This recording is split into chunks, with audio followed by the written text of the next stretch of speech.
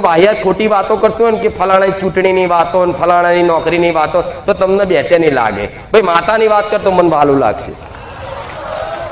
અને દેવગતિની વાત કરવા બેહન એટલે ઓહો, ભૂખાઈ ના લાગે, તરસય ના લાગે, 2 કલાક 4 કલાક ચમના નીકળી જાય ખબર ના પડે.